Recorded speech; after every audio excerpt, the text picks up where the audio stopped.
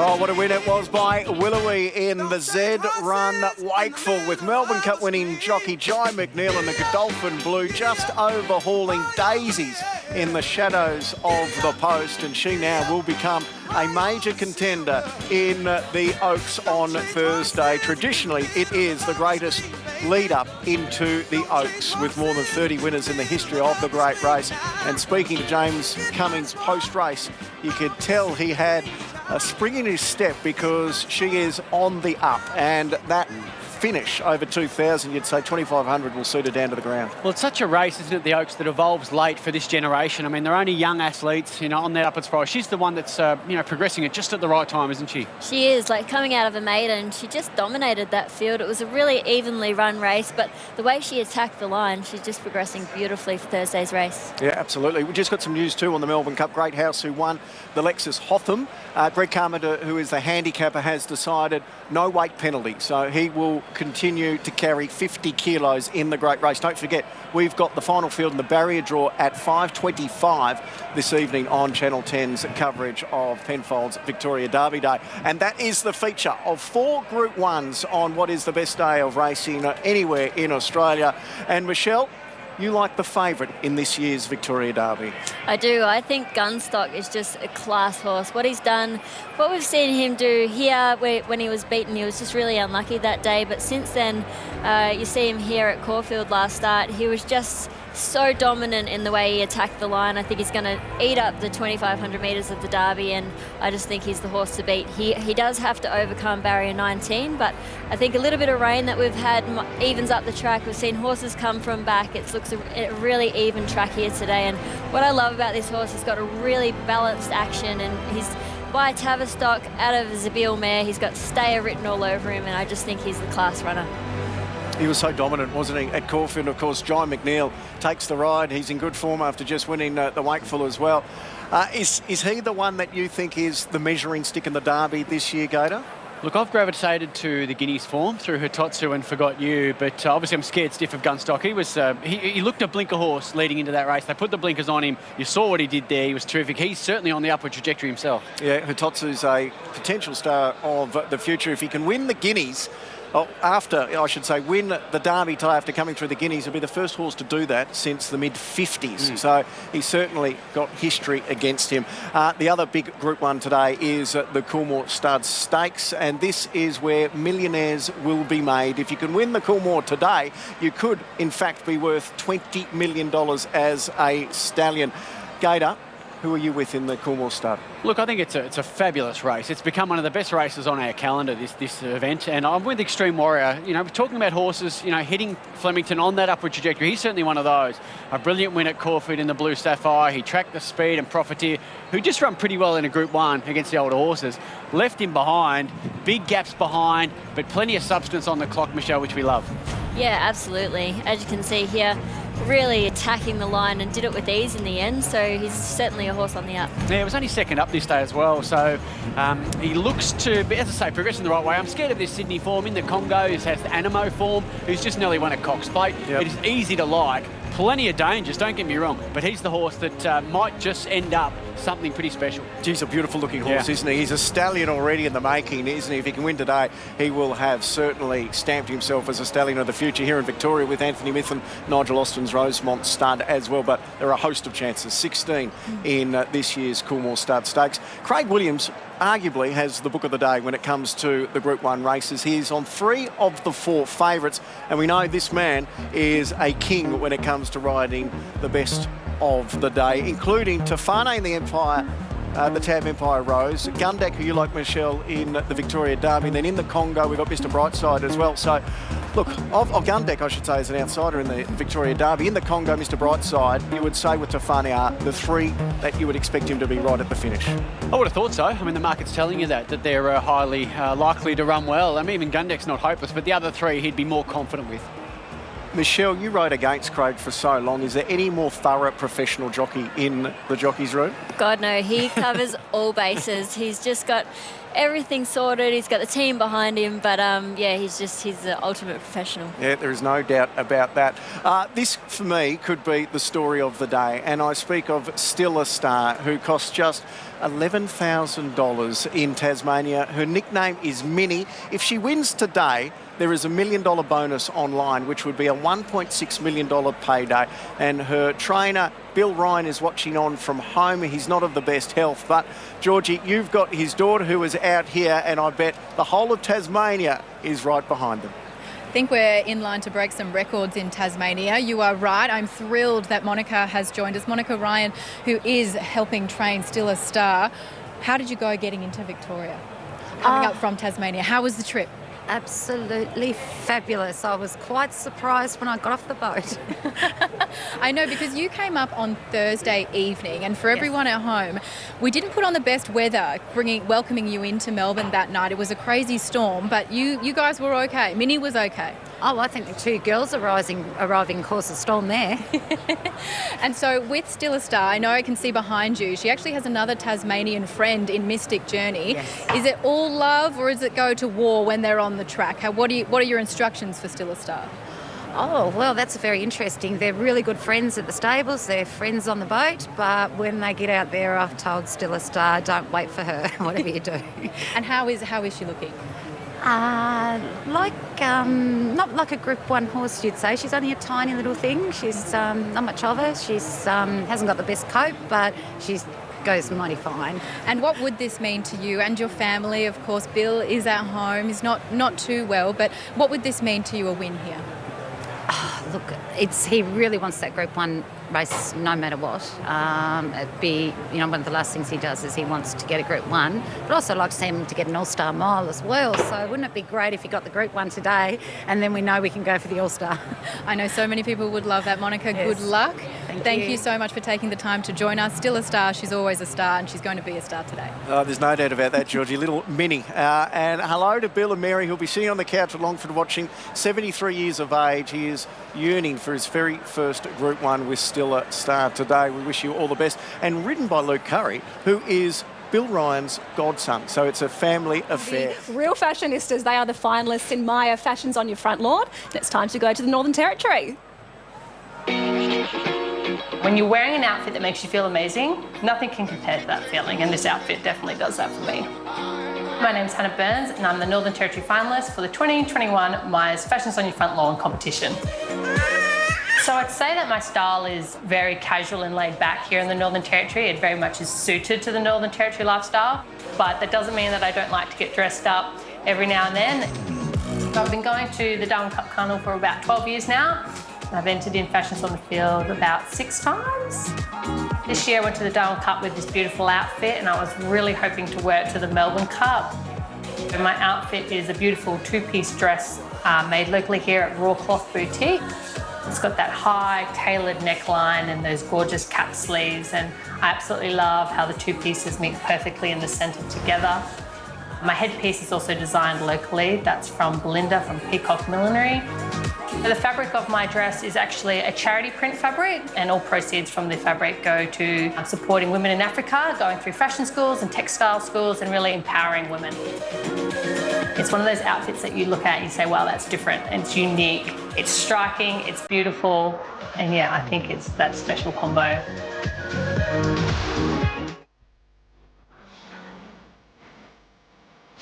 Well, it wouldn't be Melbourne if we didn't have 4 different weather changes in about half an hour. The sun is now shining gloriously on Flemington. Look at that magnificent grandstand. It's not quite full today, but at least we have 5,000 on course, and we'll have 10,000 Cup Day also on Oaks Day and also on Final Day. There are still some tickets. If you want to get here, just jump on the Flemington website. And also, don't forget, you can keep up to date with all the form and the fun with the Inside Run digital form guide. Just go to 10 Play.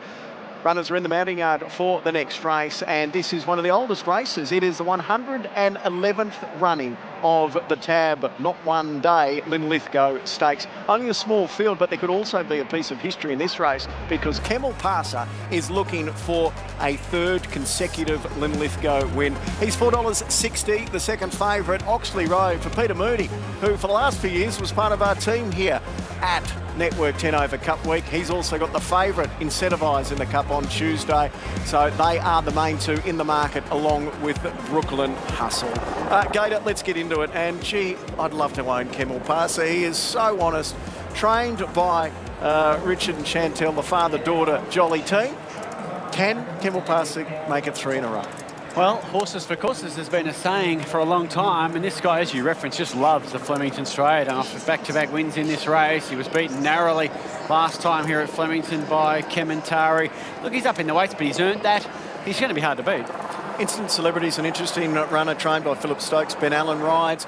We know she has a lot of ability. She's run second in the Group 1 Goodwood. Back to 1,200 metres. Do you think that will suit her today? Well, look, I think it's a legitimate query, but she has had a little gap between runs to keep fresh enough. Good enough to win a Sangster at Group 1 over 1,200 metres. Is she right at the top of her game? After a really good return, her last two have been just below the standard we've come to expect. Number 4 is Brooklyn Hustle in the famous Rosemont Silks, and she is such a pretty horse. But unfortunately, Michelle, she's also pretty unlucky in her races. Yeah, she settles back, so she makes it hard to. She makes it hard on herself. She looks well. I think she's quite tucked up, and you see these sprinters, they're sort of a bit robust. She's a little bit on the opposite side, so that worries me a bit about how she looks in the yard. So yeah, it'll be interesting to see how she performs. Well, she was heavily backed first up, but had a myriad of excuses, and then totally luckless last time. I think she should have won the race, so I'm with her to bounce back. Okay, number 5 is Syrian from the James Cummings same up record. Oh, look, no, he's terrific early in his preparations, whether it's first or second up, and then tends to try, tail off a little bit. But as a rising 8-year-old, he's probably not the horse he was. I don't love necessarily the inside draw, but we'll see how that plays out. He didn't have much go right first up in that race. He raced tight at a key stage. Number 6 is Sammersdat, a visitor over from WA. It's good to have anyone from WA over here at the moment. He's considered an outsider, though. Yeah, just can't get back. Yeah, look, he was just an even effort last time, wasn't he, at 1,400. Back to 1,200, perhaps a little query. Look, he's good enough here, and he's a big price. Number 7, Oxley Road. This is the favourite, trained by Peter Moody. And what a moment it would be for Blake McDougall, who was such a prolific winning jockey in New South Wales. He's relocated to Melbourne. Michelle, this horse has had just 6 starts for 3 wins, and he looks like he wants to get on with it. He does. I think the occasion's getting to him a little bit, but he looks outstanding. He's a class runner. I love this horse. I think he'll be very dominant up front, and I think he's going to be very hard to beat. Well, he was terrific winning last time. He beat a good one in quick time. They beat another good one easily into third in Current, who we'll see later on the week, probably on Tuesday. With 53 kilos, he's going to take some beating. And number 8 is Just a Canter, another runner of Michelle Payne's brother, Patrick Payne. This is an ex-Kiwi, I thought, ran really well at Caulfield last start. It was a good effort in the Moonga Stakes. Pine Buffalo River was close up there. Back to 1,200, perhaps some little query, but did beat Just Folk prior to that. That's a horse that won a Group 2 race at the Valley last week. All right, Michelle, how does your brother's horse look? And can you give us a pick of the yard? I think he looks well. He's dropping back in distance, so I think he's freshened him up, but he's looking really well, I think. I've gone with the favourite, though, number 7. I think he's the up-and-coming horse. He looks outstanding. He is a little bit on his toes. The occasion is getting to him, but I think he'll overcome that, and I think he'll be very hard to beat.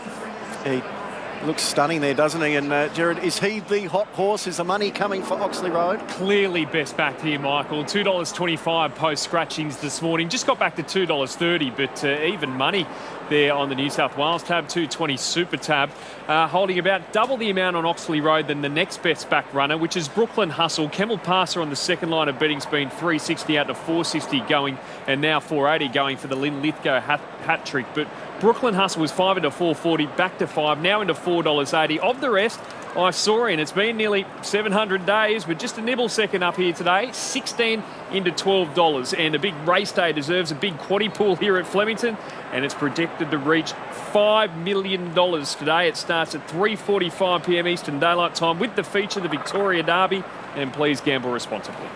Thanks a lot for that, Jared. So the money's coming for Oxley Road, the favourite. Gator, which way have you lent in the LINLITHGOW? Look, I'm giving Brooklyn Hustle another chance. As I say, she was luckless last time. She could have a lap full of horse underneath her, just nowhere to go. Still ran home one of the day's quickest last 200s without being ridden. Oxley Road, I'm scared stiff of. And Instant Celebrity, her best is good enough. We just need to see her get back to that. All right, that is how David Gately sees it as they head to the barriers for the LINLITHGOW Stakes. That's the favourite, Oxley Road, on screen.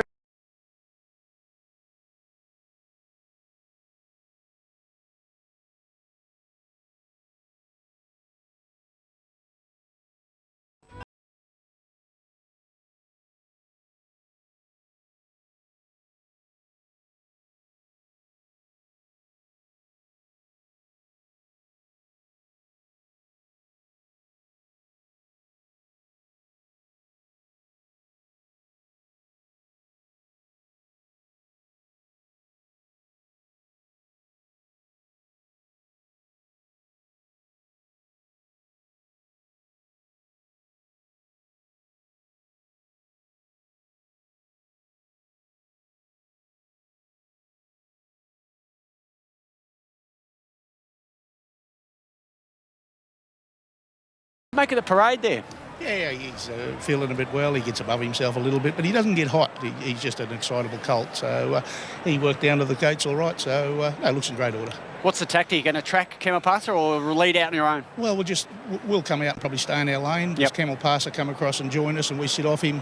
So I just told Blake to ride his own race, just get the horse into a comfortable rhythm, and you know, I suppose we're on trial at a strong 1200. That's probably a little question mark with a couple of swoopers, I would imagine, be tagging us. So, and more importantly, I said don't go too slow, which can be a trap in these races. Good luck. Cheers. Thank Peter you, mate. Moody's famous quote is "Let fast horses be fast," and that's what he wants to see with Oxley Road here today. Speaking of hot horses, is this another of the hottest ones we've seen? Certainly is. Small drift, Michael, 225 to 240, just as that market percentage comes down. But worst way in the race by a mile. Just had a quick look ahead to the Derby, the feature today. Gunstock, the $5 favourite. There's 5 horses between $5 and $7.50. Gee, that's one of the most open derbies in recent memory. Thanks a lot for that, Jared. The hot horse, Oxley Road. Sometimes in these straight races, they can sit up, not go as fast as what we would normally see. Do you expect it'll be Oxley Road and Camel Passer dominating? Oh, they certainly look leading 1-2. One draws in, effectively out. It's only a small field, and they'll probably just come up the middle of the track. But Camel Passer's seen it all before. Oxley Road's run well up the straight, but he did fade at the end of last prep up here. Where would you like to see Brooklyn Hustle? Because she can get back. The small field should help her, though. Oh, she's got to find her feet early, and by that I mean not be hunted out of the gates, because it just dulls her finish. So you've got to let her find her comfort zone, get nice aerobic breathing, and then savaging the line, which she can do. And up the straight, she should get clear air, which is something she hasn't seen for a decade, I think. This is the precursor, obviously, to the Group 1 Coolmore Stud Stakes as far as the straight racing is concerned. Well, only a small field here. We've got 16 in the Coolmore. Yeah. Where do you think they'll go? Oh, look, the track looks to be perfect, even. So they'll just, ride their own race. Effectively, probably come up the middle to some extent, would be my guess. All right, Oxley Road, a firm favourite. Gators with Brooklyn Hustle. Camel Passer looking for 3 LINLITHGOWs in a row. Let's take you to Matt Hill for his call. There's Oxley Road joining them. So it won't take these experienced campaigners too long to move into the stalls here. First look at the famous straight 6 for the carnival, as coming forward as Instant Celebrity for Philip Stokes. Won this race 6 years ago with a clear choice, and Sammersdat to take the outside, the Perth visitor. Field is set. The LINLITHGOW ready to run, and they're racing. Instant Celebrity jump cleanly in the middle. Camel Passer out well, will lead from Oxley Road. And behind those horses, Isaurian, as Camel Passer is going to veer over towards the far side rail. Isaurian followed Williams over, and over with those as well. Settling down is Brooklyn Hustle. And the other division coming up the middle of the track with Oxley Road leading by a couple of lengths. Instant Celebrity, Sammersdat in that group of horses. And last of that 4 is Just a Canter. So 2 distinct groups here. 650 metres to go. Hemel Passer over on the far side and Oxley Road up the middle. Then Isaurian and next Instant Celebrity, Brooklyn Hustle. Towards the end of the field, Samarsdat, and also back with those Just a Canter. 450 out, Oxley Road in front by a length and a half to Hemel Passer, followed by Isaurian. Back behind those, Brooklyn Hustle is only 2.5 off Oxley Road as they reach the clock tower. Oxley Road giving a slap with the whip, but it's Wayward. Lugs in on top of Hemel Passer. Isaurian over on the far side is lifting. Just a Canter's running on. Isaurian at the 50. Hemel Passer fights back. Just a Canter drives at them both. Just a Canter may have just won. Just a Canter in the middle from Hemel Passer or Isaurian. It's a three-way photo though. Then Brooklyn Hustle, Oxley Road. Back behind them, Samarsdat, and at the tail of the field, Instant Celebrity. A photo finish. Oh, it's a three-way go here in the Linlithgow, but I think the Payne family might have done it. Just a Canter with Dean Yendall in the saddle, having the last lunge on the line. We'll await for the numbers. It is going to be tight. Heads are up and down, but Just a Canter looks like it's got the bob, and it has. Well done, Michelle, and your brother Patrick Payne, and it's paying $17.50 and $4. That was a lovely ride by Dean Yendall, splitting through the pack. It was a tactical race. Oxley Road got the wobbles the last little bit, but Patrick's not here. What will he be doing right now, Michelle? He certainly won't be throwing the remote, that's for sure. No, that was a great ride by Dean Yendall. He just was back smoking his pipe. Paddy loves his horses ridden that way, and it's a really good way to ride the straight races. And this horse was just so dominant. We see him dropping back from 1,400 to 1,200 metres here today, but he was sharp and he was just really too strong at the end. Yeah, look, he just was able to tack onto the field, wasn't he, at the right time? And not many can run past Brooklyn Hustle at the end of a race. I think there's a lot of merit in the win. And Hemel Passer, he loves a fight. He was in for the fight again, but winner just a shade too strong. I saw him back to the inside. Sort of a three-way go. Even the fourth horse was only beaten a neck. So really competitive race. Winner, strongest late. Absolutely. It's still a tight photo for the Miners. Hemel Passer, so gallant, and Isaurian fighting out second and third. Dean Yendall, this has been a great day for Dean in recent years, winning Group 1s, and Winksy, he'll be stoked with that. It has been a great day for Dean Yendall in the past, Michael, and it's continued here. Dean, looked like the race changed complexion sort of late there. Yes, it did, James. Look, we let him be quiet early, followed the race towards the three boys down the outer. But I thought, well, better off getting on the back of James's, who the one to beat. Sort of got in his slickstream, I reckon, and just sort of presented late. He got the job done really nicely. But, I did say to Paddy the other morning, we went and rode a bit of truck work at St Arnaud, that when I rode him at Caulfield, I had every chance, but probably I got going on him a little bit earlier than normal, and he sort of didn't really finish the race off, whereas here, prior, he got held up and he finished off really good. So we're in the mindset of just trying to have the last crack at the last 200, and that's what we did today. And great training performance. Yeah, absolutely. Obviously dropping back in Tristan. Are you sure you went no truck the other day? That's not like you, was it? I seen Johnny there. Oh, yeah, beautiful. Anyway, well done, mate. Look, cheers, it's buddy. been a great day for you in the past, so hope it continues. Good to see you, bud. Cheers, mate. Cheers, mate. Well done to Dean Yendall, who has another big win at Flemington. Now, Nat, Unides, I believe, is with some of the Payne family celebrating. Yeah, that's right, Michael. It's a family affair here at Flemington. It's a very special place for the Payne family. I'm joined by Lachlan Payne, who is the son of Patrick Payne. What a fantastic win. Oh, fantastic. It was chasing a little bit early, but came home really strong. It was a nice surprise and had us all on our toes, so fantastic. So we're basically the proxies for the owners at the moment, so really lucky to get the spot. And, of course, it was a photo finish in the end. So what did you think? Did you think you had it? I'm usually I don't like to get my hopes up, but I thought my heart told me that it got it to nose over the line, and in the end it did, so very lucky. And, of course, Flemington is a really happy place for your family. It must be great to be back here with fans. Oh, honestly, fantastic. I couldn't have dreamed about it 6 months ago, but got the late call up yesterday, and here we are. Well, Jordan, it was a fantastic win. Thanks for chatting to us. Thank you. There they are, some of the famous Payne family. And Michelle, as we have a look at Jockey Cam here, the Payne family is one of the most famous families in racing. We know through the movie Ride Like a Girl, but you're the youngest of 10. Take us through some of the Payne members who are so famous in racing. Well, there with Jordan was two of my other nieces and nephews, Lachlan and my other niece, Jess, with Annie Vassallo, who's Patrick's racing manager. But Yeah, there's a lot of us. My sister Kathy is married to Kieran McAvoy. My other sister Marie married to Brett Preble, who are here Tuesday on 2 really live chances in the Melbourne Cup. So we're, huge in racing, so many of us, and we just love coming out here, and it's great to see them all out here today. And Dad?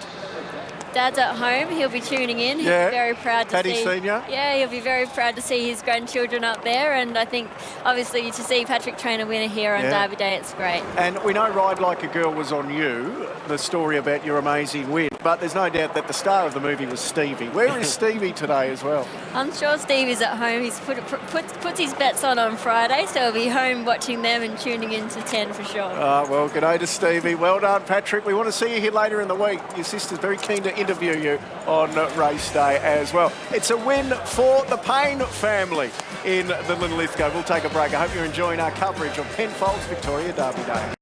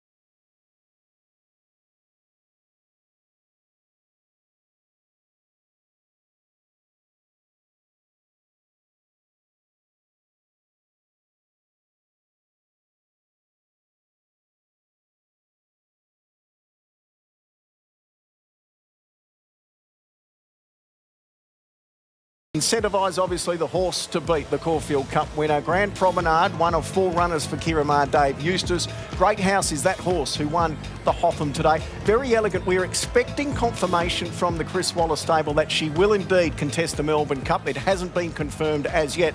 And then as we get further down the order of entry, this is where it gets nervous for Connections. Persan, who ran so brilliantly in the Melbourne Cup last year, is safe. Now, 23 Sir Lucan is in the field, and Floating Artist 24 is also in the field. Now, this is a runner, Gator, that we're expecting would be one of the hardest to beat on Tuesday. Well, he gets him with no weight, doesn't he? He certainly was most unlucky in the Moonee Valley Cup. He should have won that race clearly, I think. He's on the upward trajectory, so he'll be in the forefront of a lot of thoughts, I think. There could be a twist, though, because if Forgot You wins the Penfolds Victoria Derby and gets a penalty from Greg Carmer to the handicapper, he will elevate into the field and knock Floating Artist out. So it's going to be a nervous couple of hours for all of the Connections. Jared Milton's here from the Tab. Jared, so many twists and turns. What we do know is Incentivise is an unbelievably firm favourite. Absolutely, Michael. And post its stunning Caulfield Cup win was $2.80, now is $2.30. Now, no horse has been that short since Farlap, which was 8 to 11 in the old back in 1930 in its famous triumph then. Now, in the second line of betting, Spanish Mission, which got out to $9, but has passed its vet check, and it will run on Tuesday, now back into $7, so the punter's coming. Last year's winner, Twilight Payment, $11. Grand Promenade winning the Bart Cummings here at Flemington last start, $13. Very Elegant, should she run, the reigning as Australasian Horse of the Year, expect her to firm $17 as it stands. Gee, it's unbelievable how short Incentivise is. But Gator, when we look back on his run in the Caulfield Cup, maybe we can understand, because he absolutely obliterated them with Brett Preble in the saddle. His rise has been meteoric. He was getting beaten in maidens at the start of the year just 6 months ago, but as we have a look at him, Gator, there he is in the famous Bracer-Kolsky colours, about to dominate the race. Well, dominates the word. I mean, he worked early from a wide draw, then he had a lovely run mid-race, but peeled 3 wide a long way from home, so it wasn't the softest run in history, yet he's been able to blitz them and be dominant. He's only been beyond 2,000 metres 4 times in his life. His margin is around 33 lengths. It's something freakish, something extraordinary, and he strikes a winnable race this year. He's come from nowhere. He was bred and trained by Steve Tregay, and then the new owners, Bray, Sokolsky and Aussie Kier, bought in for 50%, and he was transferred to Peter Moody, who now trains him. He won the Caulfield Cup with Brett Preble and his record. He is looking for 10 consecutive wins in the Melbourne Cup on Tuesday. As we have a look at the record here behind us, Peter Moody, he's trained him for 3 wins. Steve Tregay, who is still 50% owner, has trained him to 6 wins. He's had 12 starts. He's only been beaten on 3 occasions. He's won his last 9 in a row. That's what's happening, and he's on that upward trajectory still. What I loved about the Caulfield Cup win, though, was it wasn't immediate acceleration. It took some winding up. Now, that tells me this is a serious endurance athlete. He's going to just run all day, so I'm not worried about the 3,200 metres at all. He got a 1.5 kilo penalty for that win in the Caulfield Cup, so now he carries 57 kilos, which is another weight record he will have to carry as well. The man in the hot seat is Brett Preble. He's won a Melbourne Cup before, but he's on the ride of his life. He's with Katie. Well, Brett, you've done it before with Green Moon in the past. This time around, everyone's out to catch you. Does that come with extra pressure, or are you just excited at what you can possibly do again?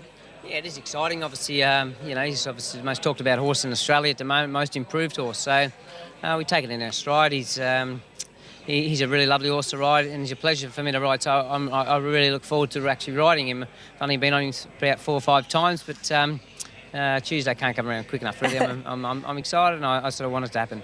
We've got the barrier draw coming up a little later on, 5:25. Ideally, if you could have your pick, where would you want to be? Yeah, I think sort of mid of the barrier draw is always sort of easier. You know, you jump out and you don't have to sort of rush to the first turn. We've got plenty of time. His horse has got good gate speed, takes a forward position and relaxes, which that's half the battle on the Melbourne Cup for 3,200 metres. The horse has got to relax and and conserve his energy and not waste his energy. So I'm very fortunate in that case. I can actually put him forward, he relaxes and saves his energy for the end. Now, you're riding for the great Peter Moody. Your son Thomas is actually working in his stable. What have the reports been back, or you tell him to feed him a few extra carrots? Got me a little spy in there. Yeah, but no, he's really good. Actually, there's a little snippet on Instagram of the horse he had whipping his mouth, playing around with it, and he's a really happy horse. And he had a couple of days freshen up down the beach and all reports he's just ticking over. He's a very fit horse. I'm sure he doesn't need too much, but Pete's an outstanding trainer, and obviously what he did with his mare, he's proven everything already. So we just, as I say, really looking forward to Tuesday coming around, and it can't come around quick enough. Before that, of course, we've got the Derby. You've got a good ride with Allegron. Yeah, I haven't sat on his back, but he looks like a real good stayer. You know, he lacks probably a little bit of zip, but so we're getting up to 2,500 metres today, so that's going to be played right up into his hands. So he's really strong through the line last start, chasing some really good horses. So that form line's really strong. If any of those horses beat him home, in this race, I'd be pretty short favourite. So I'm going into the race very confident. Brett, I know it's a huge week for you. Thanks so much for your time. Thanks very much. Brett Preble's having an unbelievable spring so far. If he could cap it by winning the Melbourne Cup on a horse that would only become the 12th horse to do the double, it would be absolutely phenomenal. And of course, Peter Moody, the man who trained Black Caviar, he'd win his first Melbourne Cup as well. That's to come on Tuesday. What we've got today are 4 magnificent Group 1s, and they start very, very soon with a Tab Empire Rose, followed by the feature, the Penfolds Victoria Derby, then the Coolmore Stud Stakes and the Kennedy Cantala. Gator, let's have a look at a couple of runners coming up in the Tab Empire Rose. And both these mares have $1 million bonus, as well as the $600,000 first prize money if they can win. Tafane, yellow cap, Craig Williams just behind the speed here. Well, she was terrific. I mean, she carried 58 kilos here against the boys. So, you know, compared to weight for age, she couldn't win the race mathematically, yet she was just held up at a key stage. You see that? She forces through. The horse that beat is a very good up-and-coming 4-year-old male, and was a shade too strong. She's beaten everything else clearly, and she's run the mile out really strongly. So that's the box that she needed to tick, I think. And she's drawn to get a similar run today, just behind the speed. She'll just be looking for a gap in the straight. Yeah, that's right. It's got the right pilot on board. I mean, you have to, you know, there's a game of inches sometimes. You need a bit of luck. She'll need that at a crucial stage, no doubt. Could Colette be one of her main dangers, because she's also searching for a $1 million bonus? She had a little issue earlier in the spring. She would have started second favourite in the Caulfield Cup, but James Cummings, that's her there in the... Well, it was, because she was back in trip, and what she hadn't been doing in her races was quickening. So I thought back to 1,400 might bring her undone with 58 kilos. Wrong. She just ran straight over the top of them. Just too much class for them. Gets back out to 1,600 here. What was advantage her this day, though, was we did get some rain on the day. Yep. Now, we've had a splash today. Probably not enough. I don't think anything that we've had today, there's a couple of light showers, is going to affect the track. They're going to be very hard to beat, both of them. That is the Tab Empire Rose coming up soon. We look forward on Tuesday, though, because it's incentivised, and it could also be Spanish Mission. Is it an Ashes contest? That's all to look forward to this Melbourne Cup week.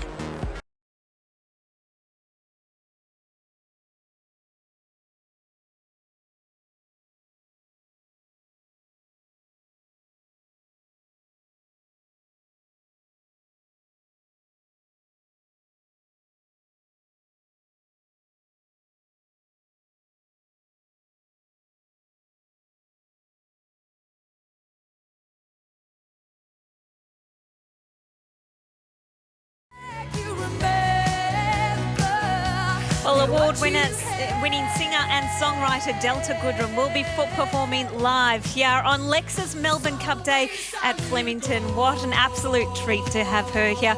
We hope you are enjoying all the action wherever you are watching here at Flemington on Network 10. Well, of course, our national sweep towns are very much involved in this week, and we are going to head down to coming up. It is at 5:25 this afternoon, right here on 10. But right now we are gearing up to, of course, the Penfolds Victoria Derby, and we have a special guest with us, Olympia Valance, who is going to give us a sneak peek at the trophy that the Connections will be taking away. Well, I am very lucky to be joined here on the lawn by the Chief Marketing Officer of Penfolds, as well as a very good friend of Penfolds, Olympia Valance. Ladies, how exciting is this? So exciting. How good is it to dress up again? Oh, great. Very, very good.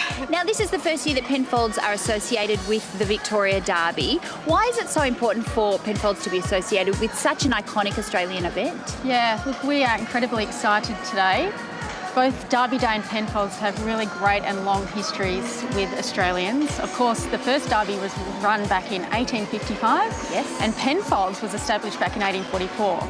So since then have woven themselves into the lives of Australians, which is wonderful. And Penfolds specifically is really known for marking moments. It could be birthdays, anniversaries. But when it comes to the racing calendar, it doesn't get better than marking the moment of Derby Day. We're going to be doing something very special, and you'll see here the barrelhead of McGill's Cellar 3 barrel of wine, and this is going to be gifted to the winner of Derby Day today. This wine is really, really special. Only 14 barrels made from the 2018 vintage. Whoa. Very exclusive, not for sale to the public. Valued at $160,000. This is going to be our new tradition moving forward for the winner of Derby Day. That's amazing. So this is going to happen every year? Yes. So as if it's not special enough that you've won the Derby, you're also walking away with a $160,000 wine. I'm jealous. Incredible. Yeah. Hopefully the best friend of Penfolds gets one too. I think that's only fair, Olympia. Now, Olympia, any tips for today for the Derby? I do have a few tips, but if we're talking about the Derby, I met Mick Price the other day, and I had a beautiful photo with a special horse, Jungle Magnate. Not one of the favourites, but Mick had some really, really great things to say about him, so I'm going to say Jungle Magnate would be my tip for the day. Well, I like that. I like that you're not tipping a favourite. Very good. All right, well, go Jungle Magnate, and girls, have a fabulous day. We will. Thank you. Thanks very much, Nat. I'm sure it'll be top of the range Penfolds for all of our Group 1 winners this afternoon. They're not far away now with the running of the Empire Rose coming up. I'm going to be cheering on Still a Star, a little filly better known as Minnie among her stables. So let's head down to Michael Felgate now in the mounting yard. Mickey Felgate, how do you think she's going to go? Oh, I'm with you all the way, Katie. I've got my fingers crossed because it would be the fairy tale story of the Tab Empire Rose for Bill Ryan. All the connections. Some connections of this little filly that cost just $13,000. It's the first horse they have ever owned. And if she wins today, she'll take her prize money close to $2.4 million. That's something we all need to dream of. So we wish them all the best. All right, Michelle Payne is in the mounting yard, as all of the mares are for the Tab Empire Rose Stakes over 1,600 metres. Let's kick it off with Colette. Michelle, how does she look? She looks outstanding, Michael. Really happy with how she's walking. She's got a really nice, loose walk on her, so she's just in great condition. I think the way she won last start and getting out here to Flemington, there's a little bit of give in the track with the rain we've had. I think it's ideal for her. She looks fantastic. Well, she's got a class edge on mares. She was a terrific winner last time with 58. Weight for age suits, so she can win.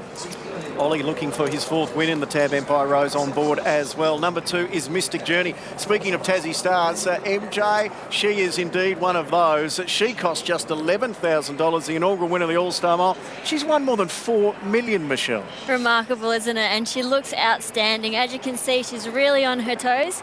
She's a 6-year-old mare, but she's still got plenty of fight left in her, and she's looking as good as she could look today. She looks outstanding. She had 2 runs back. They've both been outstanding. She's run on well against the pattern of the day in both of them, covered a lot of ground. The only thing that worries me is the inside draw. I think she's a much better mare when she's outside of horses. Number 3 is Tefane. Craig Williams is on the favourite. Mike Moroney trains Michelle. She's been in such good form in Group 1 races. She has, and she's just so tough, this mare.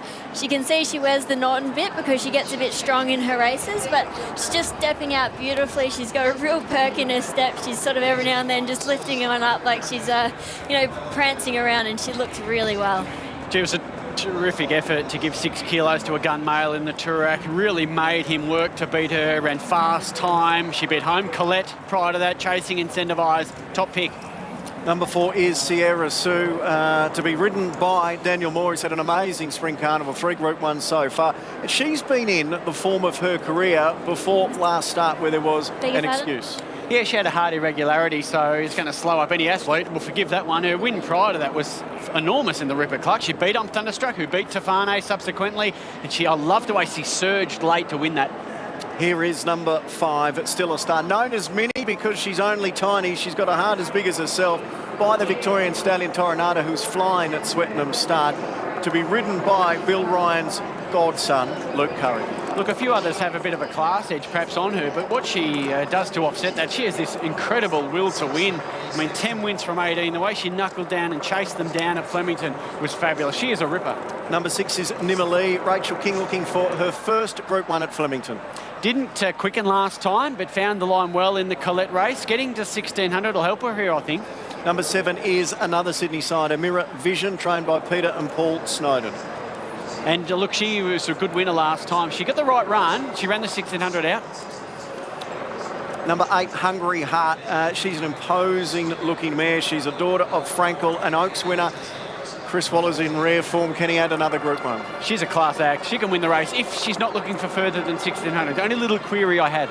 Number 9 is Amaralina from the all-conquering Kiwi stable, Jamie Richards. He won this race 2 years ago with Melody Belt. What have you made of Amaralina's runs in Sydney? Her first up run was terrific. She was shuffled back out of the race, ran on against a track bias, and then with 59 kilos last time, she was wide and made an early move. She's the value play, I think. And there is the jockey, James McDonald, who's had a great start to Derby Day as well, looking for his 3rd win. We go down to number 11 now. This is Harmony Rose. Glenn Boss rides, as you can see. She's a $41 chance. Not too far away at Caulfield last start, but she would probably need to improve, as would number 12, which is Kiku, to be ridden by Brett Preble, another one of Chris Waller's runners in the race. Finished 3rd behind Mirror's Vision in the Angst last start. Let's move on to 13 because this is considered a really big chance. A big moment for Blake McDougall looking for a Group 1 win, and also for Tom Dabinick, who trains in his own right now, and $1 million bonus also up for grabs for Flying Mascot. It was a brilliant win last week, nothing short of that. She raced away from them, she had backing, she ran super fast time. Comes up to weight for age, but I'm taking that win at face value. Number 14 is Pride of Jenny. A big price, $71 when you consider just 2 starts ago she wasn't beaten far behind Still a Star. She led them up last start and capitulated the last little bit. She'll need to improve today. And then we get to number 15, which is Steinem, another daughter of Frankel. This one's only lightly raced. Kiramar Dave Eustace trained. Michelle, you're having a good look at Steinem. Does she catch your eye? She does. I actually trained this girl's little brother, and she's looking fantastic. She's got great code about her, really dappling up.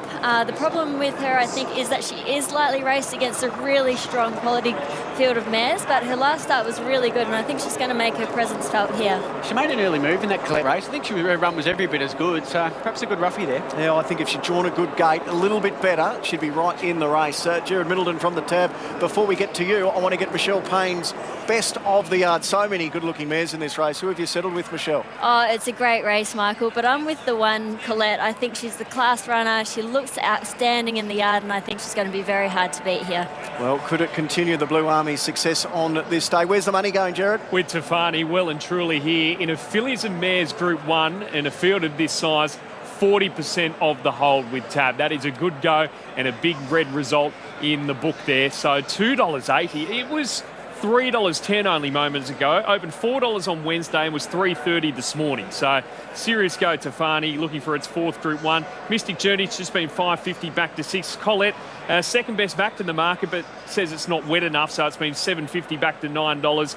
Hungry Heart for Chris Waller's been 15 into 11, but money all through this field. And a reminder, it's the first of our Group 1s, the first leg of Tab's offer for Tafani and Forgot You in the Derby to both run top 3. $4 you're getting. You just need to head to the Racing Extras page on the Tab app. Max bet $50, and please remember to gamble responsibly. And the money is truckloading for Tafane in the Tab Empire Rose. Gator, who are you with?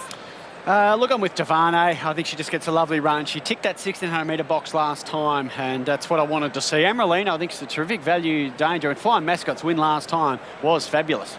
All right, Tafane, the money is on. Gator is on. We'll find out who wins the first of our Group 1s on Derby Day after the break.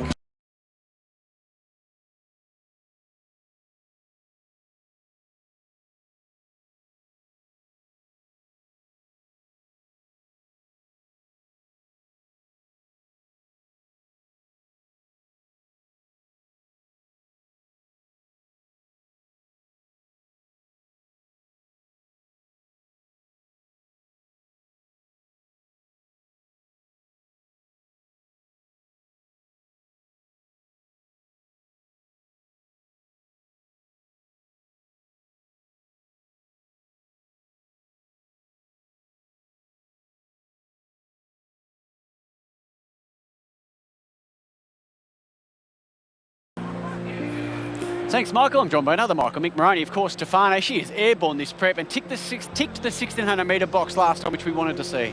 Yeah, definitely. We always felt that she would, and even the first run here, I thought against that great field was terrific, and yeah, we just think that she sort of ticks the boxes today with the weight and variance and things as opposed to the Turak last time, but she seems to be flying and she's lovely and relaxed today. Pretty similar to what she was at Caulfield. Probably the most relaxed I've seen her has been the last 2 starts. Drawn well, tactics? Look, I left up to Craig a wee bit. We see there's good speed from out wide.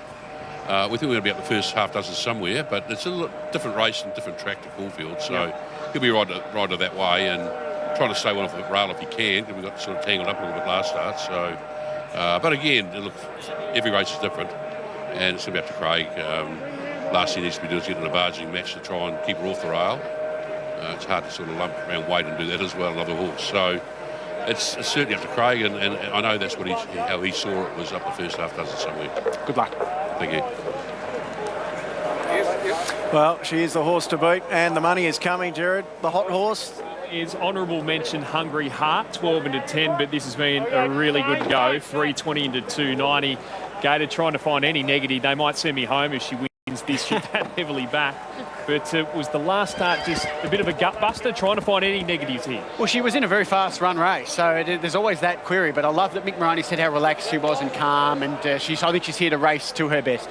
Michelle, of course, you didn't back your brother's horse. You're still a jockey, so just clearing that up for the stewards out there. Who do you like in the Empire Rose? I'm with Colette. I think that she has tightened up a bit the favourite Tafane from the last start. She did have a tough run, but she still looks excellent at the same time. So all right, very hard to go past her. The first of our big Group 1s, and $1 million bonus also on the line for Colette, Tafane, Still a Star and Flying Mascot, as well as the $600,000 first prize. Let's take you to Matt Hill for his call of the first of our Group 1s, the Tab Empire Rose.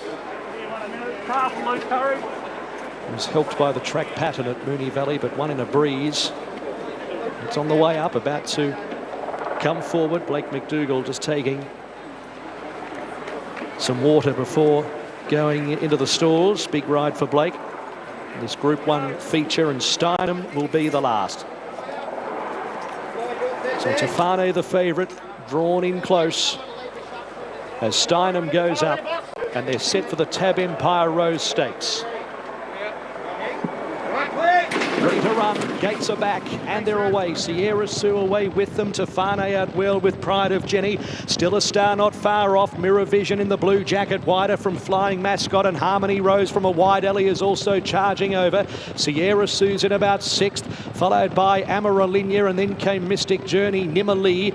Back in the field, Colette, Hungry Heart, Kiku and Steinem is last. 1,200 metres to run. Pride of Jenny is the clear leader. By a length and a quarter, Mirror Vision. 2 lengths, Flying Mascot, followed by Tefane. A length and a quarter, Harmony Rose deeper from Still a Star, Sierra Sue. Amaralinia next, the outside of Mystic Journey at the 900. A length and a quarter, Nimali, and then Colette, Hungry Heart towards the back, Kiku. Steinem at the end of the field. 800 to go, and Pride of Jenny kept them running in the Group 1 by about 2.5 lengths, Mirror Vision. 4 lengths, Flying Mascot, and then came Tefane up around the bend at the 600 metres. In between horses then is Still a Star, Sierra Sue, Harmony Rose, Amaralinia, and then came Mystic Journey with 10 to make up.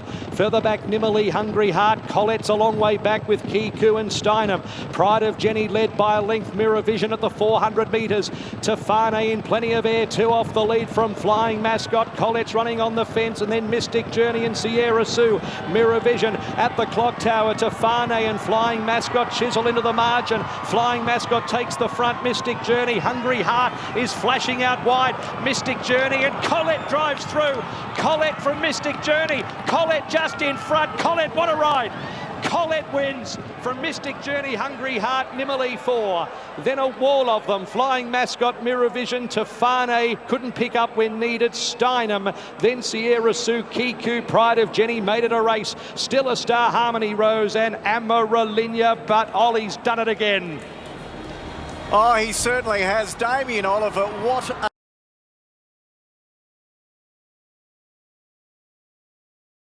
equals the number of Group 1 wins over the Melbourne Cup Carnival in history with 24 with the great Bobby Lewis. That was an all-time classic. And what about the training performance of James Cummings to get her fit and ready today? $1 million bonus as well as the $600,000 first prize.